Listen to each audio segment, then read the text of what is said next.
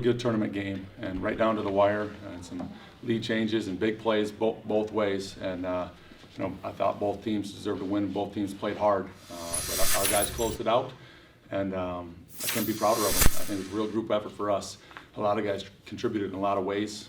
Some foul trouble that we had to get through, and some situations we had to get through, even right at the very end with just the free throw contest. So, really proud of this group.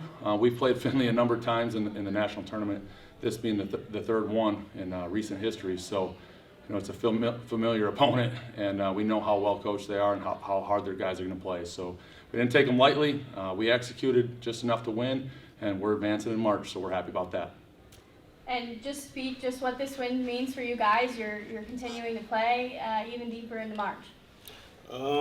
Just excited. I love these guys, and I want to keep playing as far as we can. I don't want the season to end, so I'm happy with the whole team. Dorian didn't really have a good game, but he still played hard for us. Jim had probably his best game of the year. Lee played great. Logan played great. We actually got on Logan at the beginning of the game, and he responded good. So just happy to get the win. We just lost. We lost our last game, and we lost to Findlay, so we definitely had something to play for today. Well, you mentioned that. Obviously, Findlay did get the best of you guys a few months ago. What was that any motivation coming around this time around to keep your season going and not let them get you a second time? Definitely. Right when I lost that game, I wanted to play Findlay the next day. So it was definitely, I was happy that to see we drew them the first round, and we just came out and handled business. Any questions? In that first game in Findlay, obviously I covered that game. They took it to you guys. I mean, I think they were up 20 at one point, ended up closing out on 12. What was different about this game? Well, we hit a few more shots. That was really the first game of the year that anybody kind of bumped us around and made us miss shots. So we were 0-11 from 3 in the first half, and it shook us.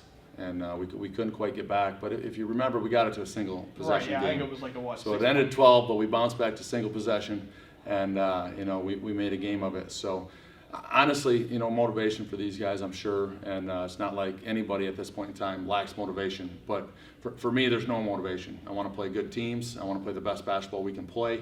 You learn a little bit from that, but that was so long ago, it really just doesn't figure in. That was part of the non-conference where we wanted to play great teams, challenge ourselves. We learned from that game. We got better, and then we meet later on. So there's new sets. There's new dynamics. It's really not that much of a factor.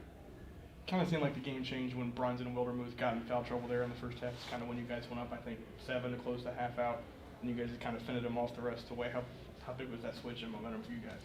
Yeah, it's a game of momentum, right? It's definitely a game of momentum, and we had some foul trouble of our own, which is part of the game, and we get the best crews here in the national tournament, so and they can't call everything because there's fouls on every play, and they call it as consistent as they can with their game plan and call what they see. So, it'd be great if the teams could just play all their players, but foul trouble's a part of it, and you just got to adjust. You got to go with your depth and put the next guy in. I mean, today with Dorian,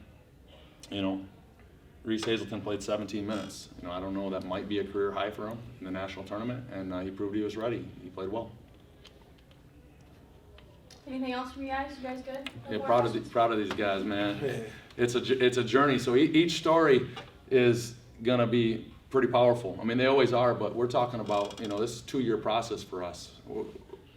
We're the number well, we were number 2, but we dropped to 7. Anyway, we were heading to the national tournament 2 years ago with a good group, with a real good group, and it got canceled. And then the COVID season was tough on us. And this particular group, this core, they stuck with it for a moment like this. It wasn't guaranteed.